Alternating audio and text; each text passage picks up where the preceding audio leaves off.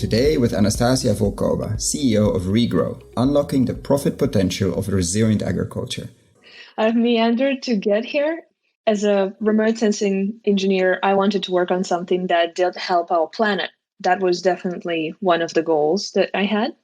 And then during my PhD, I've effectively discovered that the technologies I was working on with some of the satellite monitoring and other remote sensing could be used easily in agriculture with very little adaptation. And I started digging to understand why aren't they being used.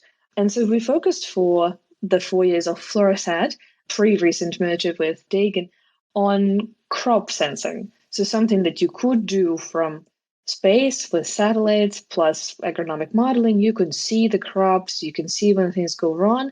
You can also use the information that is a little bit predictive because the sensors on satellites see it earlier than we do with our naked eyes. And I believe that process models, so the ability to simulate the entire plant growth, including what's happening in the soil, is going to be that edge that will give our technology the ability to scale globally.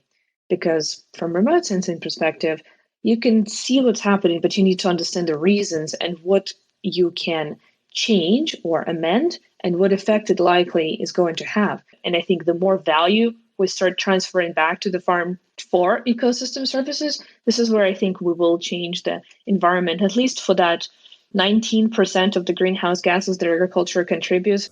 And I just wanted to add that we are going to get it to the national scale this year, and we're going to continue producing the national scale baseline. So quite exciting times, a lot of work, but very exciting work. Agronomically, we need to think of better ways of managing cover crops, of adopting no-till.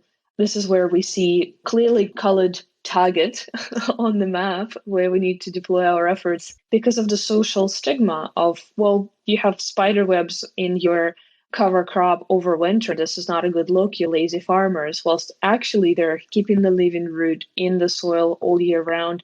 They are really bolstering the ecosystem and biodiversity of their crops to help pollinators, to help the soil environment to be more enriching for all of the little critters that we see and you cannot see. Like the spiders, yeah. Even those that are micro size that we can't see with our eyes. It's an important ecosystem. And we think soil carbon is only the tipping point of the iceberg, where in the next few years, what we will see is more credits for water stewardship, for biodiversity, for other things on the farm, for, of course, nutrients, for application, for sparing application of fertilizer. So seeing that unfold is something that I'm really looking forward to, and we're looking forward to supporting.